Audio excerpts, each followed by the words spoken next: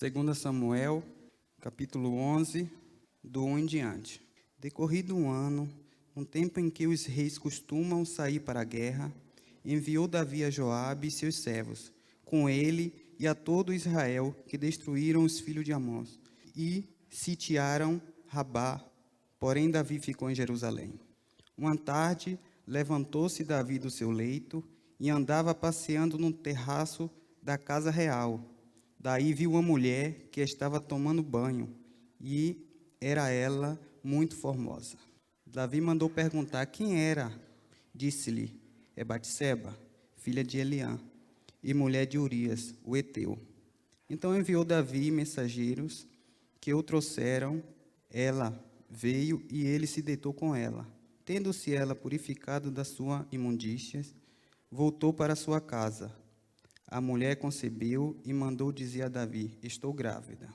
Então enviou Davi mensageiro a Joabe, dizendo: manda-me Urias o heteu. Joabe enviou Urias a Davi. Vindo, pois, Urias a Davi, perguntou-lhe este como passava Joabe, como se achava o povo e como ia a guerra. Depois disse Davi a Urias: desce a tua casa e lava os pés. Saindo Urias da casa real, logo se lhe seguiu um presente do rei. Porém, Urias se deitou à porta da casa real, com todos os servos do seu senhor, e não desceu para sua casa. Fizeram-nos saber a Davi, dizendo: Urias não desceu à sua casa. Então disse Davi a Urias: não vem tu de uma jornada? Por que não desceste à tua casa? Respondeu Urias a Davi: a arca, Israel e Judá ficam em tendas. Joabe, meu senhor, e os servos do meu senhor estão acampados ao ar livre. De eu entrar na minha casa para comer e beber e para me deitar com minha mulher? Tão certo como tu vives e como vive a tua alma, não farei tal coisa. Então disse Davi a Urias: demora-te aqui ainda hoje e amanhã te despedirei. Urias, pois, ficou em Jerusalém aquele dia e o seguinte. Davi o convidou e comeu e bebeu diante dele e o embebedou. À tarde saiu Urias a deitar-se na sua cama com os servos de seu senhor, porém não desceu à sua casa. Pela manhã, Davi escreveu uma carta a Joabe. Ele mandou por mão de Urias. Escreveu na carta dizendo: ponde Urias na frente da maior força da peleja e deixai sozinho para que seja ferido e morra. Tendo, pois, Joabe sitiado a cidade, pôs Urias no lugar onde sabia que estava homens valentes. Saindo os homens da cidade, pelejaram contra Joabe. Caíram alguns do povo, dos servos de Davi, e morreu também Urias, o heteu. Até aqui, irmãos. Quando Deus falou comigo nessa palavra aqui, Deus falou comigo em morte espiritual. E esses dias atrás eu vim aqui orar e Deus me mostrou algo que hoje estamos vivendo uma morte espiritual. Muitas pessoas estão sedento de Deus. E todo mundo conhece o Davi, o rei Davi, e é muito claro a gente falar: essa passagem é muito conhecida. Porque quando se fala em rei Davi, a gente pensa em Golias e pensa na traição. E também pensa no Salmo 51, é o arrependimento de Davi. Mas hoje alguma pessoa pode estar se perguntando assim: o Mike está falando sobre adultério, sobre traição. Eu não sou casado, eu não tenho namorada, eu sou fiel. Mas veja essa palavra, irmão, como um pecado em geral. Não só o pecado da prostituição, do adultério, não só isso. Mas veja como um pecado, como pecado. Até porque no decorrer da palavra aqui, Davi não pecou apenas na traição, mas ele maquinou a morte de Urias. Então ele foi assassino também. Morte espiritual. Hoje é domingo, às 19 horas a gente começa o culto aqui.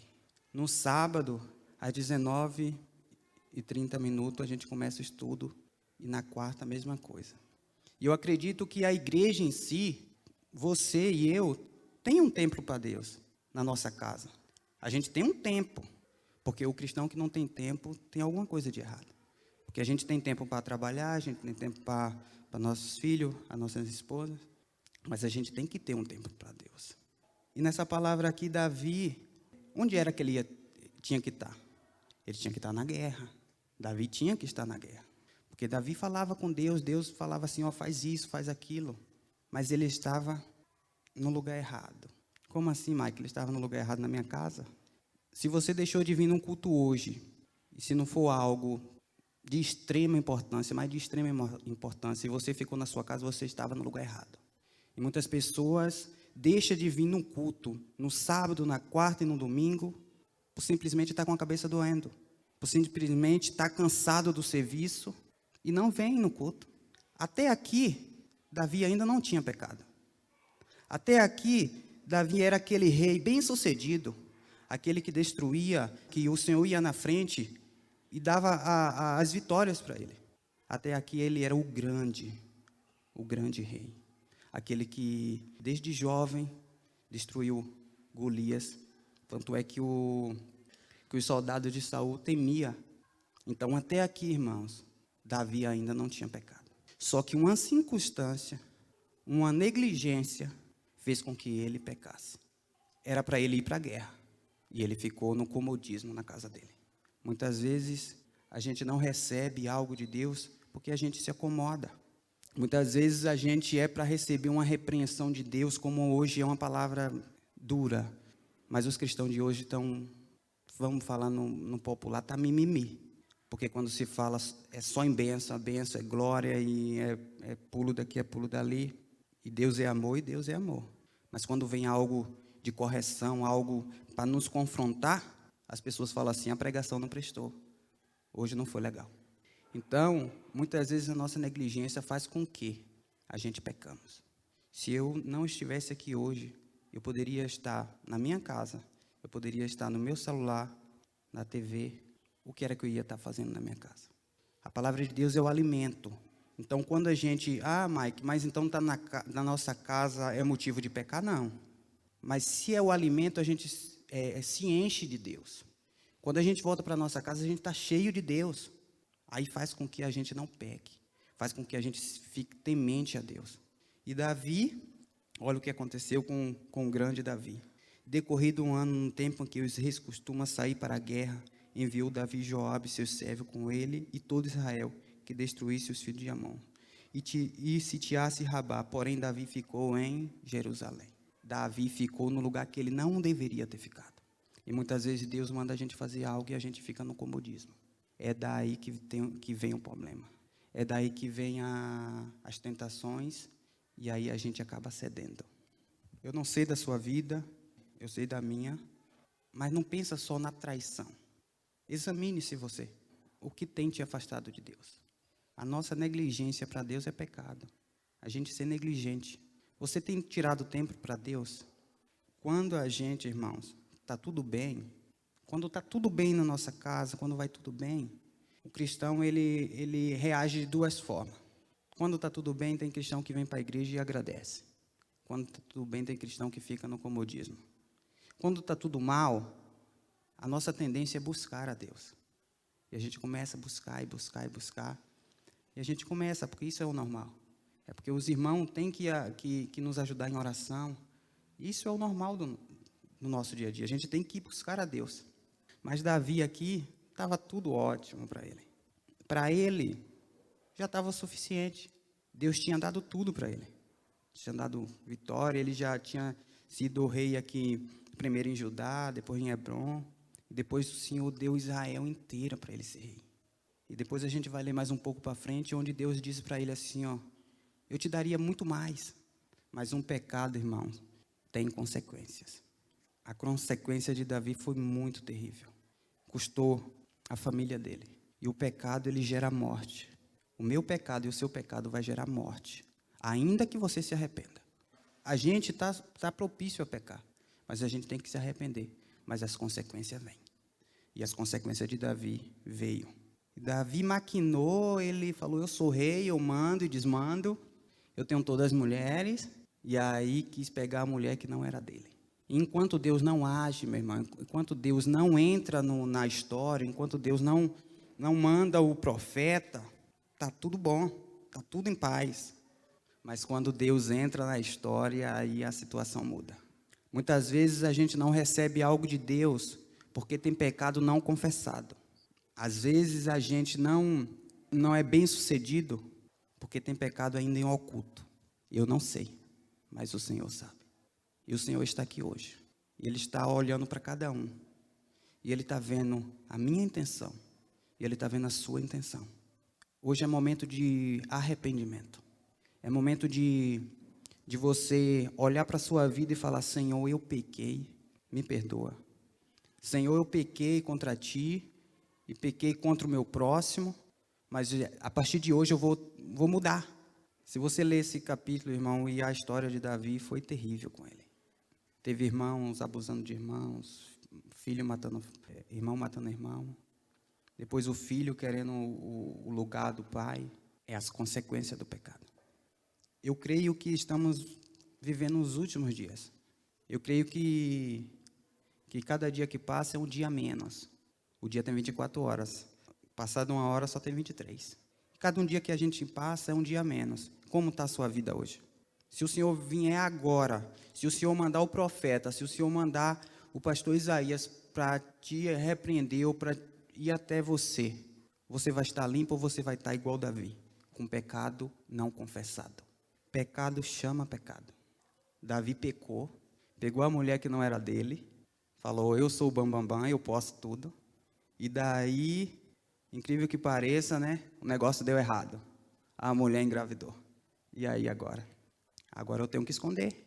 Ele começou a maquinar, ele falou que eu vou mandar vir o marido. E mandou, e ele foi estrategista. O cara é bom no que faz. E ele foi estrategista. E mandou chamar ele e falou assim: ó, lava os seus pés. O que era que ele queria dizer? Ó, vai lá e se deita com sua esposa. Lava os seus pés e vai até a sua casa. Então, depois a mulher apareceu grávida, não, foi o Urias que veio e teve relação com ela. Mas o Urias era tão fiel que ele falou: não, meu Senhor, assim vive, como vive a sua alma, eu já não vou fazer isso. Porque o meu Senhor está lá em tendas, está lá em ar livre. Como pode eu chegar e entrar na minha casa e me deitar com minha mulher? Então, o primeiro passo, o pecado cegou Davi. O pecado nos cega, irmãos. O pecado cega a mim e cega a você. E cegou o grande rei, cegou Davi. O pecado cegou Davi de tão forma que ele planejou algo, mas deu errado. Ele falou: eu vou tentar de novo. E aí chamou, vamos colocar no popular, chamou o cara para um barzinho: vamos lá e vamos beber. Agora eu vou embriagar esse cara. Eu vou embriagar ele e depois de tudo lá, o cara vai ir lá para sua casa. Mas o Eteu não foi. Urias ficou do mesmo jeito, na frente do palácio real. Quando Davi viu que todas as estratégias dele tinham dado errado, ele falou assim: agora eu sou o rei, é eu que mando, vou fazer uma carta, vou selar com o meu anel e vou enviar para Joabe. Mata esse homem aí, coloque ele em frente. O pecado de Davi custou os servos de Davi. Porque se a gente ler aqui, não morreu apenas Urias, morreu outros. O pecado, irmão, leva à morte. O pecado leva à separação de nós e Deus. Pelo pecado de Davi, custou os servos de Davi. E custou também o servo fiel, Urias. A Bíblia diz que é para a gente resistir a Satanás. Resiste o diabo e ele fugirá de vós. Mas diz que é para a gente fugir do pecado. Davi, ele estava no lugar que ele não deveria estar. E os olhos dele contemplou tudo que Deus tinha colocado ele. E daí ele viu a tentação. Como você está agindo às tentações diárias? Qual é o seu posicionamento quando alguém chega no seu serviço e manda você mentir? Qual é a sua posição quando você vê algo que é ilícito e você está ali para ganhar uma propina, ganhar algo temporariamente? Você está cedendo igual Davi cedeu? O poder, irmãos, o poder faz com que a gente seja arrogante. As pessoas que não estão capacitadas para ter poder, antes não tivessem. Porque Davi, ele era poderoso. Ele era o grande rei. E ele pensou que por ser rei, ele podia qualquer coisa. Enganava qualquer um. E estava tudo bom. Mas não estava. Queria que os irmãos abrissem um pouco para frente, no capítulo 12. capítulo 12, do 1 em diante, diz assim, ó. O Senhor enviou Natã a Davi. Chegando Natã a Davi, disse-lhe: havia numa cidade 2 homens, um rico e outro pobre. Tinha o rico ovelhas e gado em grandes números, mas o pobre não tinha coisa nenhuma, senão uma cordeirinha que comprará e criará, e que a sua casa crescera. Junto com seus filhos, comia do seu bocado, e do seu copo bebia. Dormia nos seus braços e a tinha como filha. Vindo um viajante a um homem rico, não quis este tomar das suas ovelhas e do gado para dar de comer ao viajante, que viera a ele, mas tomou a cordeirinha do homem pobre e o preparou para o homem que lhe havia chegado. Então o furor de Davi se acendeu sobremaneira contra aquele homem e disse a Natã: tão certo como vive o Senhor, o homem que fez isso deve ser morto, e pela cordeirinha restituirá 4 vezes, porque fez tal coisa e porque não se compadeceu. Então disse Natã a Davi: tu és o homem. Assim diz o Senhor Deus de Israel: eu te ungi rei sobre Israel e te livrei das mãos de Saul. Deste a casa do teu senhor e as mulheres do teu senhor em teus braços, e também te dei a casa de Israel e de Judá. E se isto for o pouco, eu teria acrescentado e tais coisas. Porque, pois, desprezaste a palavra do Senhor, fazendo o que era mal perante ele? A Urias o Heteu feriste a espada, e a sua mulher tomaste por mulher, depois de o matar com a espada dos filhos de Amon.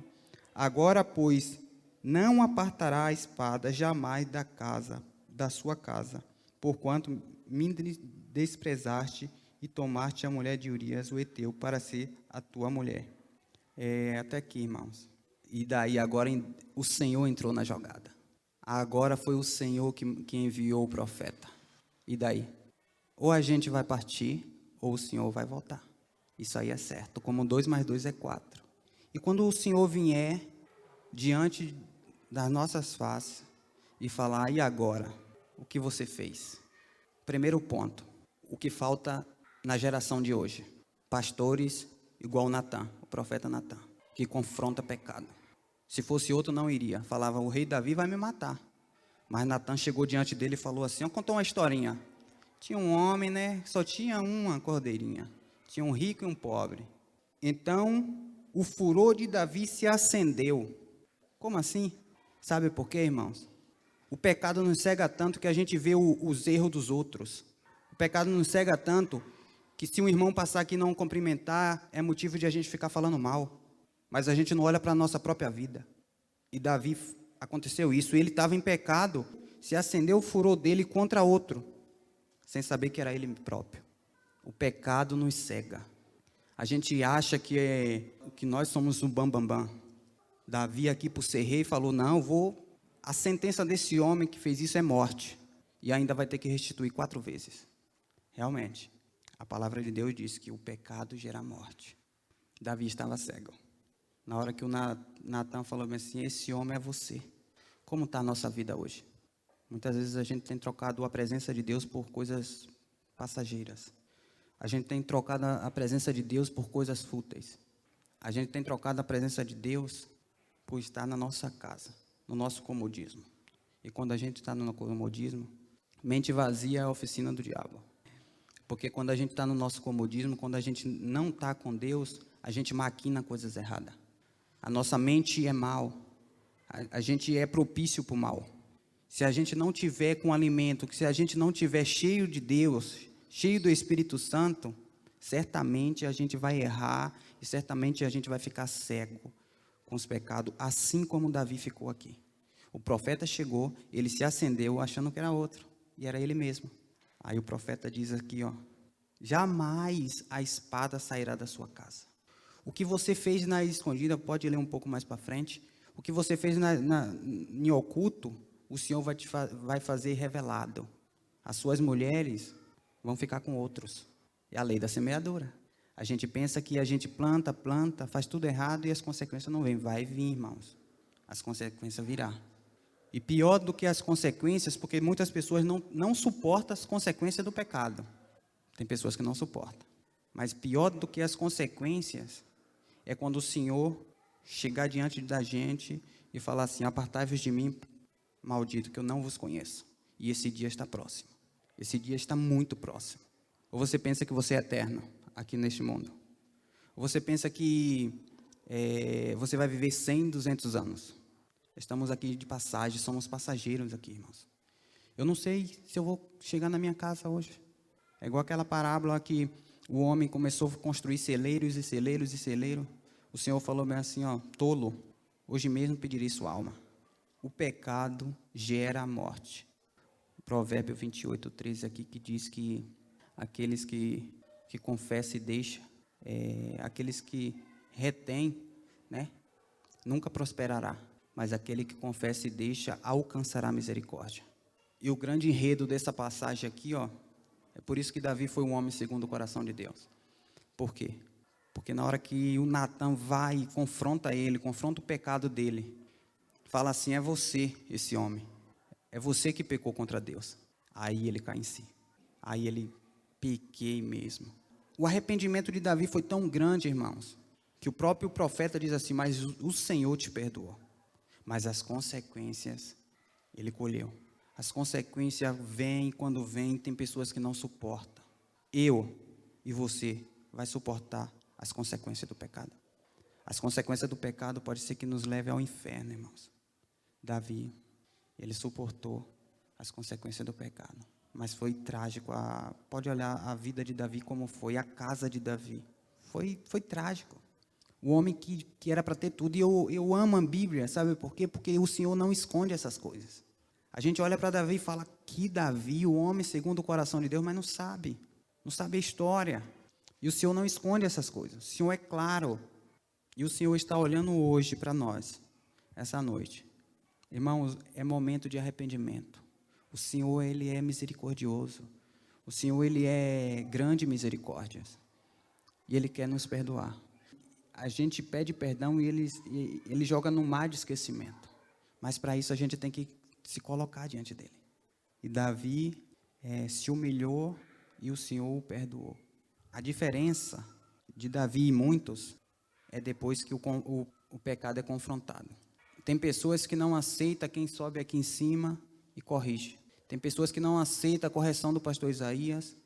Tem pessoas que não aceitam a correção da pastora Margarete. Tem pessoas que não vão aceitar. Davi também poderia não aceitar Natan. Ele tinha essa opção. A gente tem aceitado correções? A gente tem... a palavra de Deus está no nosso coração a tal ponto da gente aceitar a própria palavra de Deus. Aqui não é palavra do Mike, é palavra do Senhor. E o Senhor quer te perdoar, quer me perdoar. Irmãos, muitas vezes eu chego na minha casa, eu tiro um tempo para Deus e falo: eu tenho que ter, e ainda eu me acho negligente, porque eu sou negligente. Eu falo para o Senhor assim: Senhor, não deixe eu ser negligente com a tua obra. Não deixe eu ser negligente, porque o tempo que a gente tira para Deus, ele é precioso, irmãos. A gente necessita de Deus. Quando a gente não está voltado às coisas do Senhor, a gente fica insensível. A gente não fica fácil, a gente não fica maleável. O pastor trouxe aqui que o barro na mão do oleiro, o oleiro trabalha, ele é maleável. Quando a gente não está com a nossa vida pautada pela palavra, a gente se fecha. A gente não aceita uma opinião, a gente não aceita uma correção, a gente não aceita. E muitas vezes a gente fala assim: a palavra de hoje foi muito dura.